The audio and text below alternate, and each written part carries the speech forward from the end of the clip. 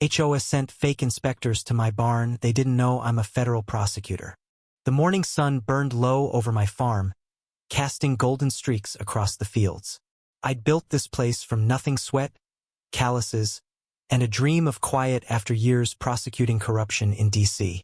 The barn, my pride, housed my horses and a small workshop where I restored old furniture. It was my sanctuary.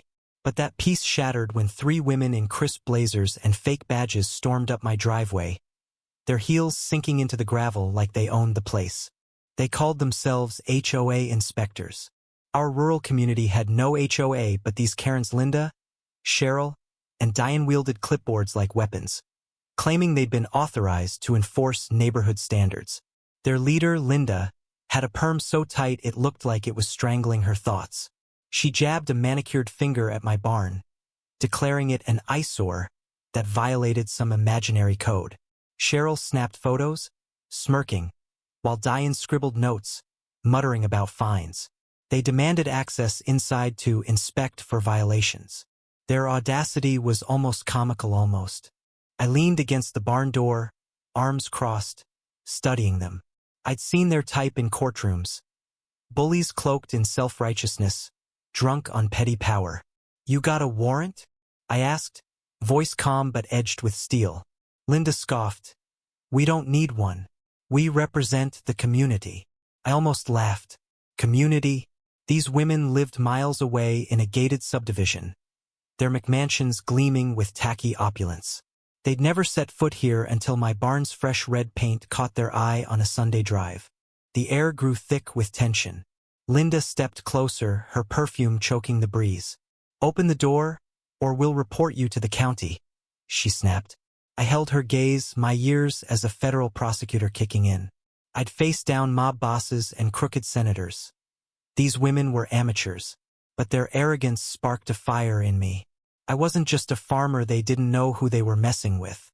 "Step back," I said, my tone low, deliberate. They didn't. Cheryl shoved her phone in my face, recording. "This is going viral," she sneered. That's when I noticed a 4th figure lurking by their Suva, nervous-looking man in a cheap suit, clutching a briefcase. He hadn't spoken, but his shifty eyes screamed guilt. I filed that away for later. I opened the barn door not because they scared me, but because I wanted them to see. Inside, my horses snorted softly, and my workshop gleamed with polished tools. Nothing out of place. Linda's face twisted in disappointment, but she doubled down. "This clutter violates regulations," she barked, gesturing at a stack of oak planks. Clutter? Those were heirlooms I was restoring for a local widow. I felt my jaw tighten. Then came the twist. The man by the SUV stepped forward, clearing his throat. "I'm, Tom, their supervisor," he stammered, flashing a badge that looked like it came from a costume shop. His hands trembled as he handed me a citation on flimsy paper, riddled with typos. I scanned it, then looked up, my prosecutor's instincts screaming. This wasn't just a power trip. These people were running a scam. Fake inspectors, fake fines, probably pocketing cash from intimidated homeowners. Tom's nervous sweat confirmed it. "You're not with the county," I said, stepping toward him. His eyes widened. "I'm a federal prosecutor. I eat fraud for breakfast." The color drained from his face. Linda froze, her clipboard slipping. Cheryl's phone dropped to her side. Diane whispered, "What?" I pulled out my phone, dialed a contact at the FBI field office, and put it on speaker. "Hey, Mike, got a case for you. Extortion, impersonation, the works." Tom bolted for the SUV, but I'd already noted the license plate. The women scrambled, hurling excuses.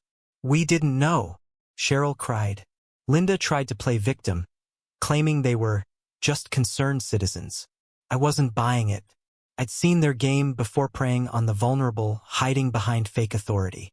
My contact confirmed a team was en route. The women's bravado crumbled as sirens wailed in the distance. But the real gut punch came later. After their arrest, I dug into their scheme. They'd targeted dozens of rural homeowners, extorting thousands with fake fines. The widow whose furniture I was restoring? She'd paid them $2,000 to avoid legal action. My blood boiled. This wasn't just about my barn, it was about people like her, stripped of dignity by predators in blazers. In court, I testified against them. Linda sobbed, Cheryl pleaded, and Diane threw Tom under the bus. He was the mastermind, a disgraced realtor who'd roped them into his scam for a cut. They got probation. Tom got 3 years. Justice, but it felt hollow. The widow got her money back, but her trust was shattered. I rebuilt her furniture for free, but the bitter taste lingered. My barn still stands, red paint gleaming, but every time I walk inside, I see their faces smug, then terrified. I'd won, but at what cost? The community they claimed to protect was fractured, neighbors eyeing each other with suspicion. I'd exposed their lie, but the damage was done. What do you think? Where does justice end and vengeance begin when trust is broken like this?